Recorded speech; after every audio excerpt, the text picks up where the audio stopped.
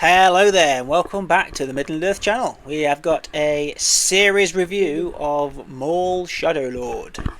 Today I'm joined by Lewis. It's been a while, but he's very eager to talk about this, so he's back with a vengeance. We're going to start off with the things we liked, and if there was anything we didn't like, we'll pop that in at the end, but I don't think there's going to be much. So where do you want to start, Lewis?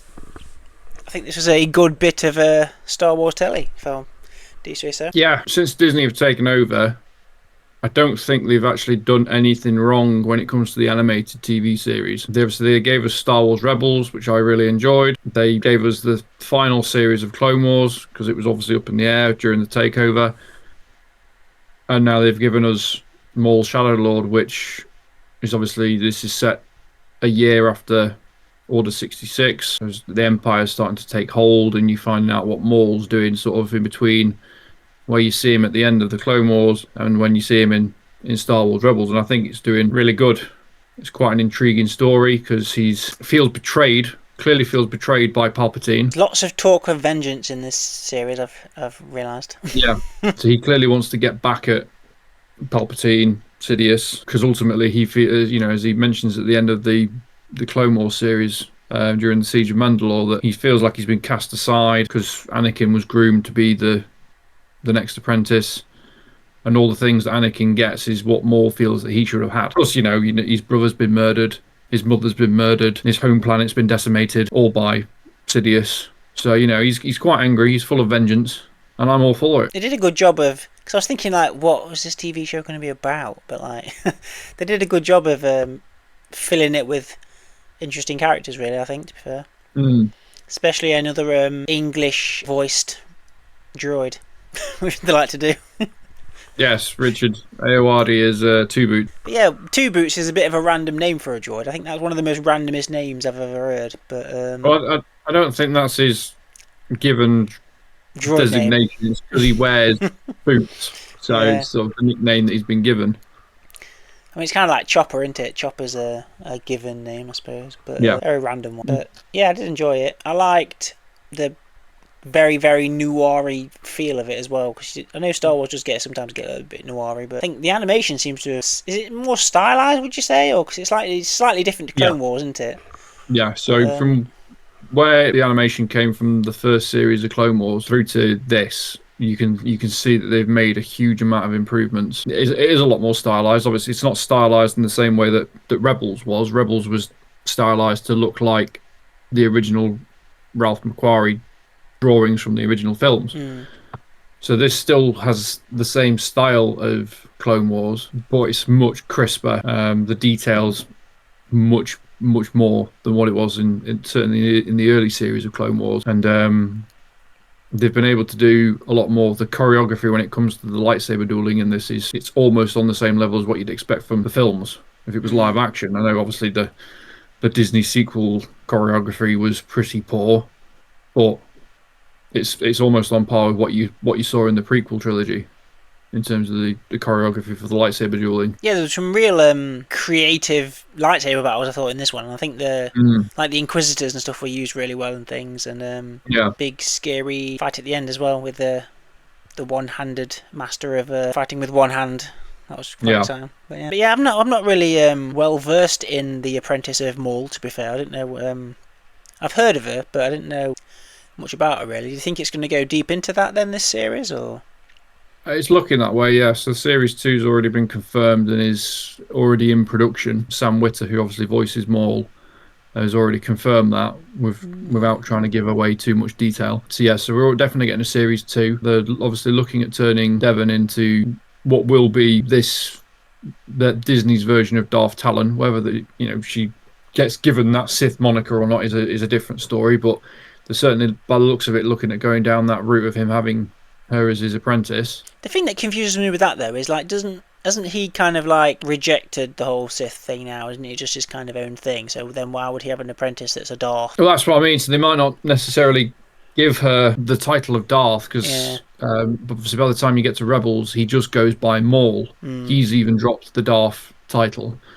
So is the not necessarily that he's going to call her Darth Talon, but I imagine that's sort of the storyline that they're going to go down. They're going to take stuff out of that now that Legends canon and apply it to her character, is what I would assume, because he's obviously thinking, I need to have someone by my side. He wanted Ahsoka, he couldn't convince her to join him. He knows he needs someone to help him take on the Empire because he can't do it on his own. It'll be interesting to see what does happen overall, because in the long run we know she's not going to make it, because by the time you get to Rebels he's on his own again. That's why he's trying to tempt Ezra to join him instead. So at some point, whether we get more than 2 series, if it gets a decent run like Clone Wars did, I would imagine that at some point she will probably die. She could just leave. Why does she have to die? Could, but you kind of get to when you see Maul originally in the first few episodes of when he appears in Rebels, he's kind of broken. So I would imagine he's probably suffered quite a heavy defeat at that point. Maybe. You've also got his little cameo in the Solo film, so obviously they're also going to be building up him creating his crime syndicate and taking over as Crimson Dawn and things like that. And then at the end of the Solo film, he sort of hints at using Kira as sort of his next apprentice type thing. He says he's going to be working with her more closely. So I would imagine at some point that Devon, she might leave, she might be right, but I think that maybe she probably will be killed, quite possibly. Could be another character that they're setting up to bring back again, like they did with Ahsoka and stuff in live action. So, could be. They like to drop all these random characters in, don't they, so they can bring them back later. But yeah, there was some good story stuff in here, really. I enjoyed when he was injured and he was going through that was a sandstorm or something, and he kept seeing visions of things and stuff that had happened and stuff. That was really cool. I like how they get a good force vision in Star Wars every now and again. It's quite cool. And it wasn't just, I wouldn't say it was a full-blown vision, though. It was just his memories, do you reckon? Or? It's his memories, but it's the way that it's that classic from a certain point of view Star Wars thing, because you get that little shot of Obi-Wan attacking him, striking him down, but that's not how it's shown in The Phantom Menace. And the sort of things that he's remembering with Palpatine, I think it's his sort of memories mixed in with the Force, but it's not quite how we've seen it in the other media, so it's from his point of view type thing, which again, that might be fueling his rage, because if he's not remembering things correctly, then that's going to be pushing him on even more. It does kind of paint him as a I don't know, someone that struggles with his mental state quite a lot. You know what I mean? He's not very stable, is he? Yeah. I like how kind of it shows off his how smart he is. You know what I mean? How he uses how he interacts with the Force, and in a really interesting way. I thought it was quite good.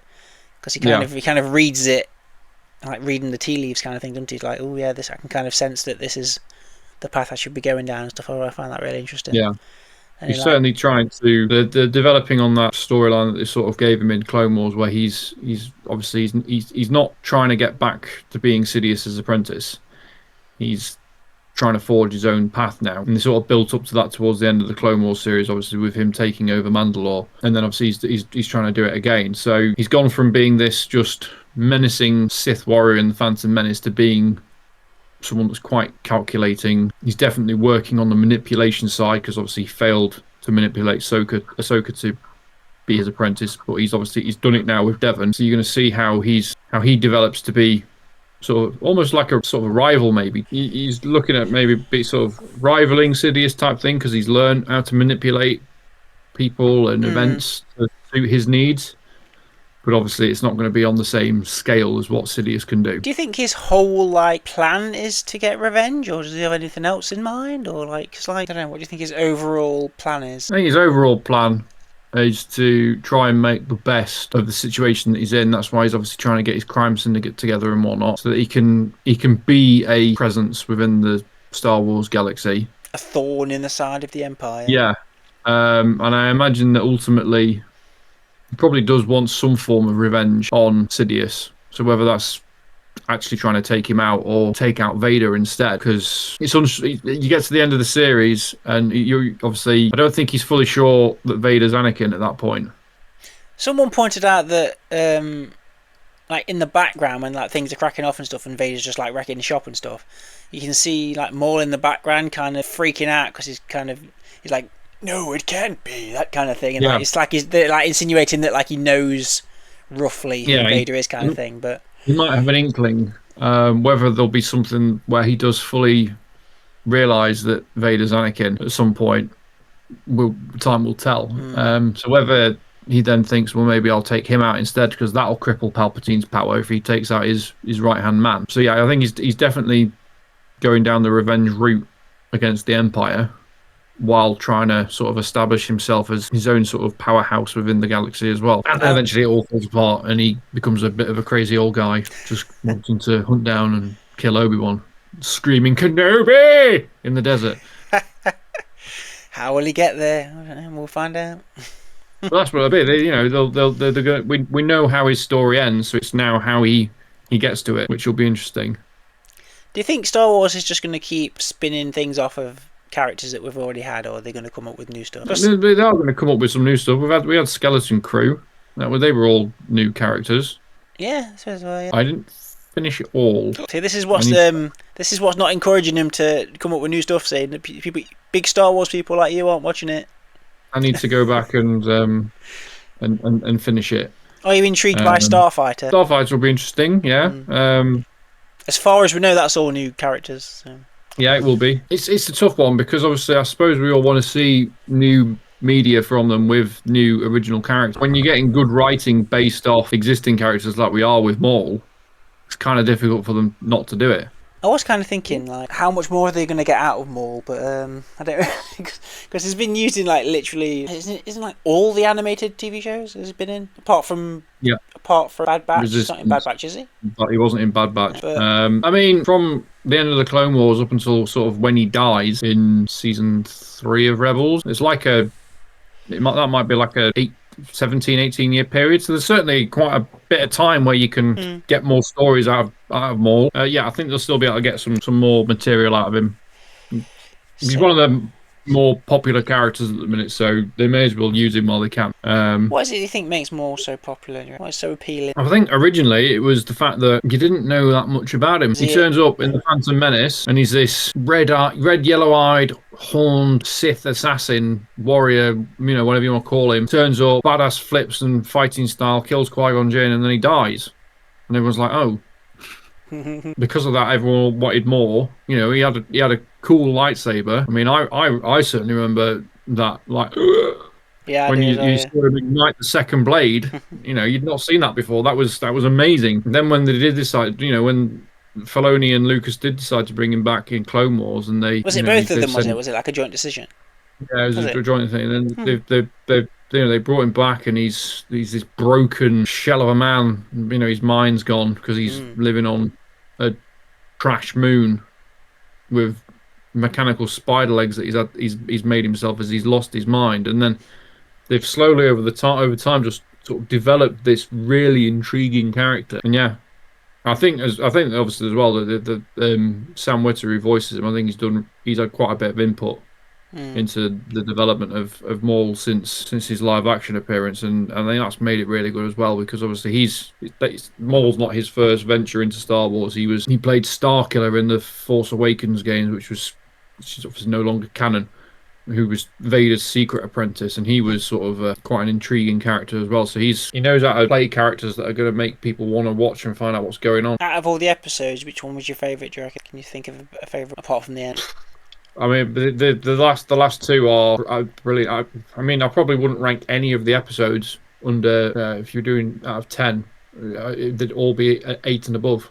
I think the series has been really, really good. Yeah, I enjoyed all of them. I can't think of really of a weak episode. There was no episode where I'm thinking this is a filler episode. They've just had to fill a slot here. I think each episode is sort of it's developed, it's progressed and developed the story, and each one sort of had a meaning to it, which is rare really in a TV series. And then obviously you get to the end, and so you've got Maul teams up with Devon and Master Doki to take on the Inquisitors before Vader arrives. And then he throws him under the bus. Like, die, Doki! Yes, he does. Yeah, he does. But that was probably part of his plan anyway, because that would have been, he sort of probably had an inkling that would have been one of the things that would tip her over the edge and turn her to the dark side. And the fact that he was able to do it, and she saw her master being killed by someone else. So she obviously doesn't see Maul force push him towards Vader. She just senses that something happens, and when she turns around to look, Vader's already killed him. So she's probably not got any idea that Maul was actually involved at that point. She's quite strong though, isn't she? And for a Padawan, to be fair, she's awesome at fighting. She's like strong in like general force abilities and stuff. She's pretty good character, to be fair, when it comes to Jedis. I think she's going to be moving forward, certainly for the next few years. She's going to be the new sort of Ahsoka. I know, obviously, we've got second season of Ahsoka coming out and whatnot, but she's obviously, that character's now more in the live action side of things. So it comes to sort of the animated series, I think Devon's going to be the new Ahsoka. I think that's what they're trying to do. Broaden the characters out. Do you think that Lawson died when he went to the mist and was shooting and stuff, or do you think he'll reappear? I think he probably is dead. I know there's the whole thing of stormtroopers can't shoot for anything and hit the targets, but I think he probably potentially is dead. But I wouldn't be surprised to see him back. Perhaps if he does come back, he's definitely going to be changed. Whether that's mentally or he's got a physical injury from the firefight. I like that they kept some of the Mandalorians and stuff around from when Maul was on Mandalore. That was quite cool. Yeah, they kind of carried that over.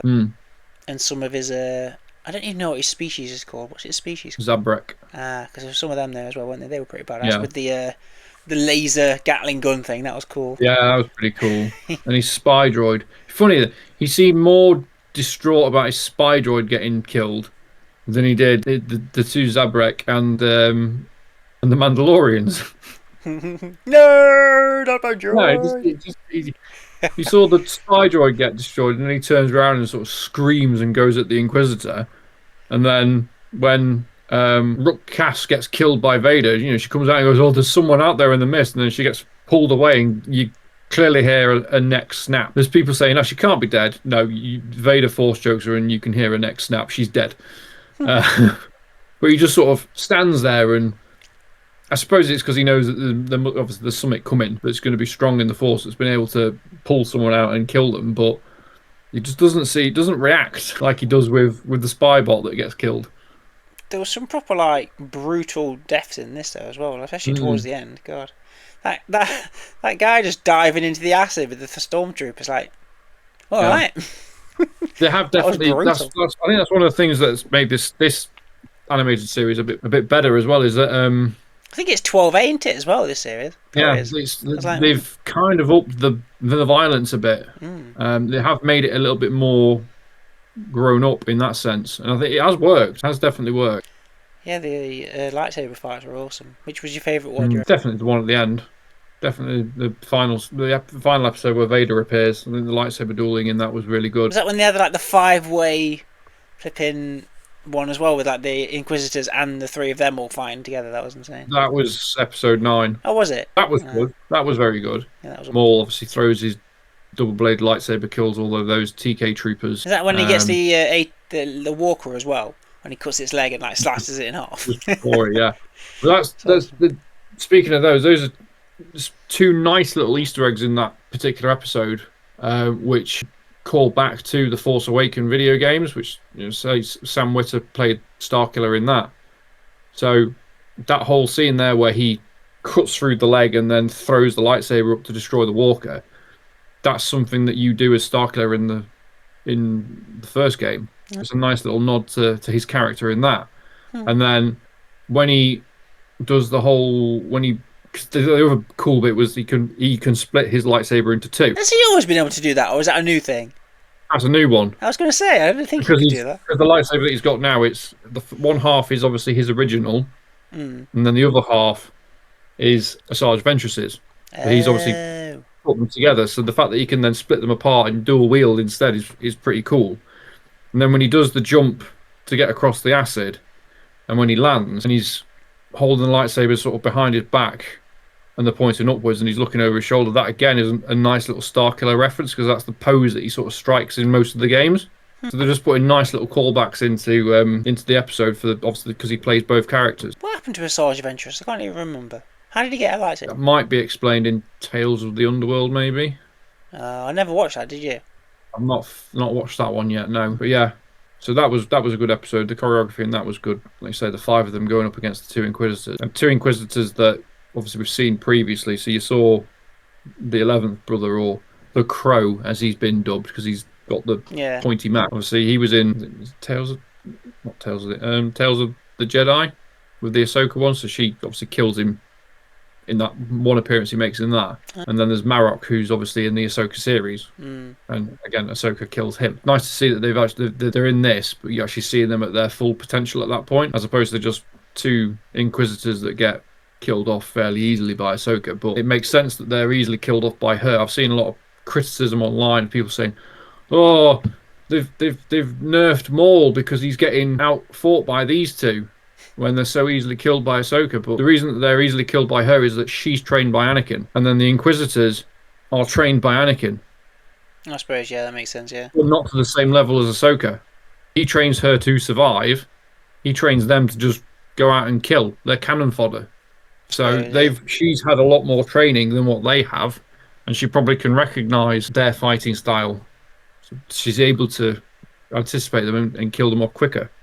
So it's not that they've made Maul weaker.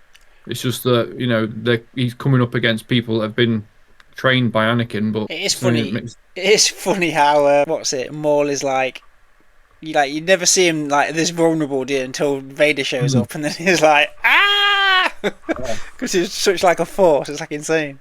Like you've never really seen him physically like outdone before, I suppose. Yeah, it's quite. I mean, that's something that everyone sort of wanted to see, because I think there is a comic book run where Maul comes up against Vader, I think, possibly in the comics. And obviously during his Padawan years, Anakin was obsessed with Obi-Wan's fight with Maul on Naboo, and especially how he defeats him.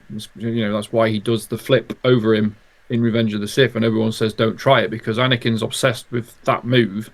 And that's how Obi-Wan knows how to defeat him, because he's done that move in the Phantom Menace. So it was sort of everyone always wanted Vader and Maul to come up against each other, and we finally got that. Was it right to have it in the first season? Could it have been further down? Are we going to get them again? Are they going to fight off again when Maul's fixed his legs and back to his full strength? One thing that bugged me was that why did he feel pain when his robotic legs got hurt? I would assume that connected to his nervous system.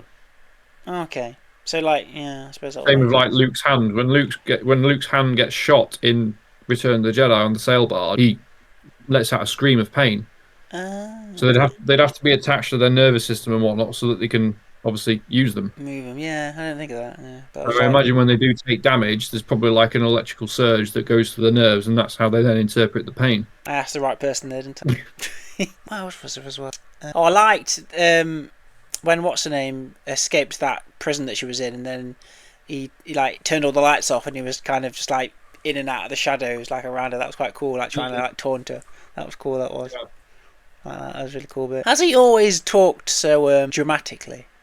If you know what I mean? Like he always talks kind of like it's almost Shakespearean the way that he talks, isn't it? Like, you know what I mean? Has he always talked like that, since he's shown up, or have they kind of developed it over time? I can't really remember. No, yeah, he's always talked like that. Apart from in the Phantom Menace, where he only had 2 lines. Yeah, certainly in all of his animated appearances, that's how he's always spoke.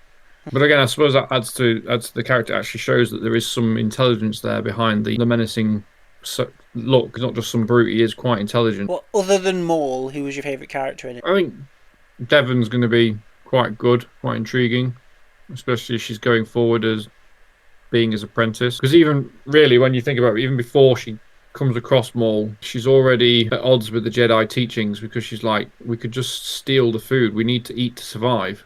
And obviously her master says, no, we will depend on the kindness of others. So she's already sort of wavering a little bit. Obviously, Master Daki was quite interesting. He's quite strong, to be fair. And he was good. He's skilled with the lightsaber. So they were both quite interesting. And yeah, I suppose Lawson, he was a good character as well. It was quite...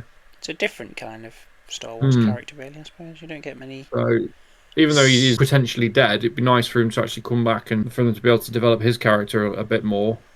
There's probably a bit more to the story between him and his son. Yeah, I did think that was a bit of a random to have his son in it, but I don't know. Maybe that'll got plans for him later on. I don't know. And like his son's mum works for the Empire as well, doesn't she? Which is random. So I mean, there's some potential there to be another sort of good subplot, maybe. The one that I did find a bit annoying was the little blue guy oh yeah, that not was part not of the other syndicate. not a fan. What was he called? Vario. Vario, yeah. He was a bit annoying. Less of him.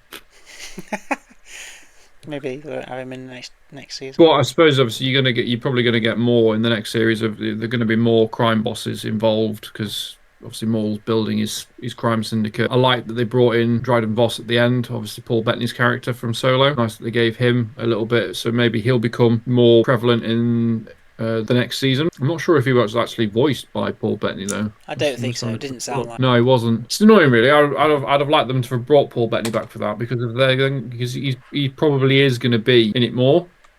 Hmm. It would have been nice to have Because Paul Bettany back to voice that character.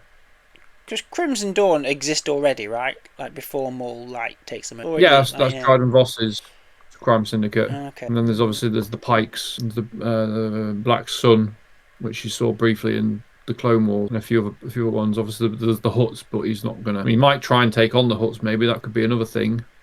Instead of him going constantly at the Empire, they could have him maybe try and take on the Hutts as an alternative storyline as well. Maybe we'll Um, see. the music was really good as well.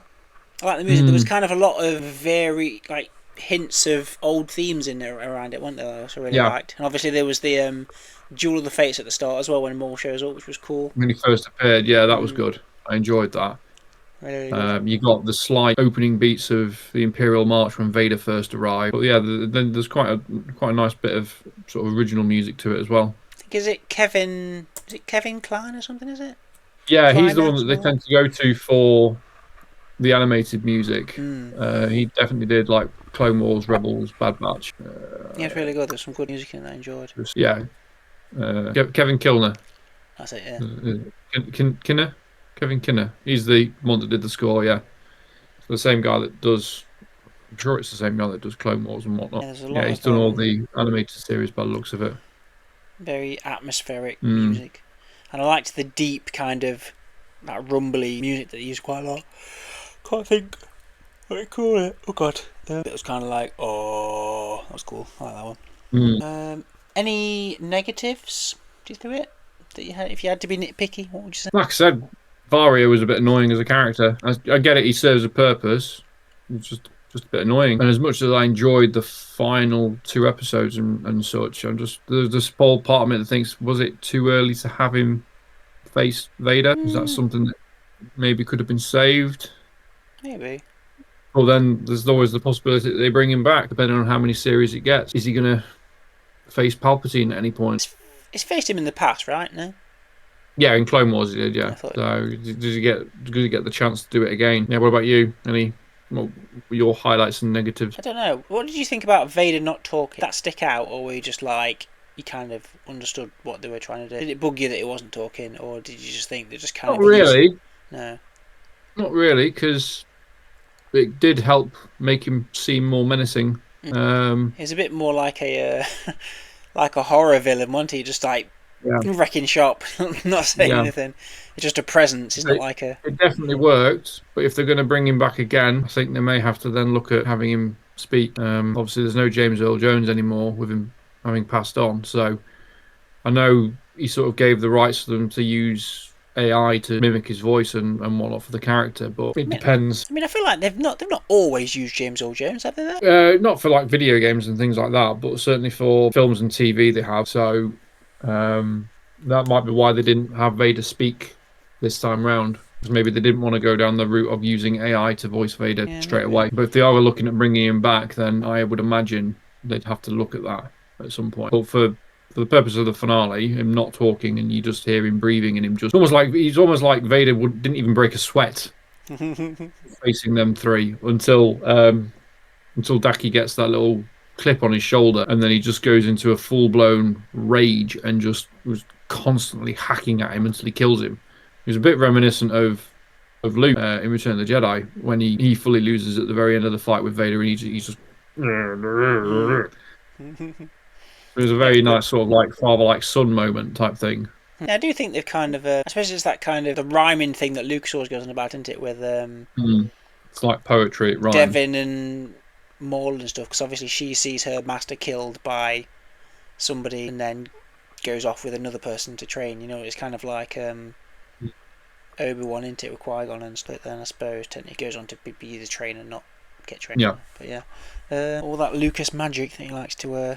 But no, I can't really think of anything where I was like, I don't like really. I suppose some of the I really liked it. That kind of added to the noiriness, like the cop side stuff, like the investigation. I suppose his kind of gang didn't really get much development, did they? It was just more about him, and they were just there to die, really. Yeah. Like the good side got more development, and they were just people to shoot and get killed, I suppose. Slowly. You know the Mandalorian woman that was with him, is she in Clone Wars, or is she just is she? No, I thought she might have been. Yeah, she would have been in the like Series 7 on Mandalore, like Death Watch or whatever they were called. Yeah. But yeah, if I had to say things that were like the standout awesome things, the music was really good. Maul was really good. The lightsaber fights were awesome. I do think that's something that's getting better with time. I think that's they're just getting more creative with them and stuff, aren't they? I think, to be fair. Yeah. I'm really starting to utilise. I liked some of the kind of samurai-ish kind of things that were in it as well. You know, like with where it was like meditating and it was kind of like doing the tea and like they had a lot of kind of samurai inspired, sort of showing a bit of a spiritual side to Maul, wasn't it? I did like that. It was good. But yeah, it'd be interesting to see what he does with an apprentice anyway, because we've not really seen that side of him, have we? So that'll be interesting. Intrigued to see what comes next. It'll be interesting. Very interesting. Looking forward to it. Do you think they'll ever do anything with him in live action, or they'll just keep him animated? I think they'll probably keep him animated now, because obviously Ray Park, who plays the physical body of Mauls, even though he's still quite an active man, he's got to be in his 50s now. I mean, they could always recast it. No. No. Can't you do that in Star Wars? Not allowed. Well, yeah, but I don't think, because obviously the way that Maul fights, you're gonna have to have someone that's almost on the same level as Ray Park if you're going to do that and have him. I'm sure they're out there somewhere. Probably are, but yeah, I think it's probably best sticking to the animated seasons now. They just be able to develop him better. I can't even tell that Sam Witwer as well being the voice of Maul. It's completely different to his actual voice. It's really good. It's a good bit of acting there, voice acting. He even does Palpatine from time to time. Does he? Yeah. That's fun. I know that. I can't even think what the next Star Wars thing we're getting is. What is it? Mandalorian and Grogu. At the end of the month. Of course it is. Yeah, it's not long, is it? Now it's only 2 weeks ish, maybe. Yeah. At the very end of the month, and then Ahsoka season 2 later in the year. Starfighter's next year, right? I believe so. Yeah. What are you thinking of the advertising for Mandalorian and Grogu recently? Do you think it's been better, or is it still a bit? We'll see. I do see what people say when they say it kind of just looks like a TV movie. It just looks like an extended version of the series, like an extended episode. Maybe we're just too spoiled with our TV shows now. It's just too good. Maybe.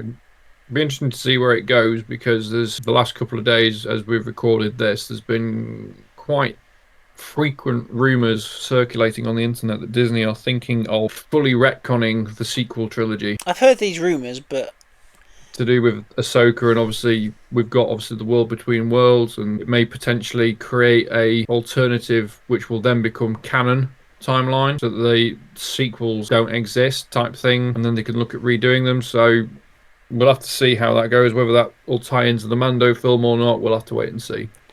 Would you be happy with that, would you? I mean, it's not a secret that I wasn't a massive fan, in retrospect, of the sequels. Obviously, I got excited each time one came out, and then they disappointed me afterwards. I mean, do you feel like they could potentially just fall into the hole that Marvel has, where nothing's permanent, and they'd be like, oh, we're going to bring this character back through the world between worlds, and this character, and Vader's going to return, and... Hopefully not, because it just gets too much, so hopefully not. Yeah, I don't know. I just feel like they're opening a bit of a can of worms if they use that world between worlds for everything. For that, yeah. So the sequel trilogy is what it is. We have to live with it. Yes. They're doing what they can to improve it with shows like this, and obviously Mandalorian, to try and fill the gaps of some of the plot holes and whatnot. So they're trying to fix it. Just do what they did with Maul and stuff, and just pick a character and just make them more interesting. Like, Yeah. you know what I mean? Just don't erase it. It's just being done. Do you feel like Star Wars is moving in the right direction again, though, or is it too early to tell? Probably too early to tell at the minute. We will see. If you had to give it an overall score out of 10, what would you give the series of Maul Shadow Lord? 9.5. Strong. 9.5. I've really enjoyed it. Is it your favourite animated thing, or is it still Clone Wars? I don't know, because I really like Rebels. Oh dear. I really like Rebels. Rebels doesn't get the love it I deserves. think I've only watched it through once. If I was to put them in a ranking of obviously the ones that I've seen, the major ones, it'd probably be Rebels, Maul Shadow Lord, Clone Wars, then Bad Batch, I never actually and then finished. all the tales of underneath. I never watched the end of Bad Batch. I don't know. I got bored. I'd probably put it quite high, to be fair, when it comes to animated. It's probably a good solid like high 8. Hopefully, this bodes well for Filoni's control of Star Wars moving forward. Should do. But yeah, that has been our chat about the newest animated series, Maul Shadow Lord, from Star Wars and Dave Filoni.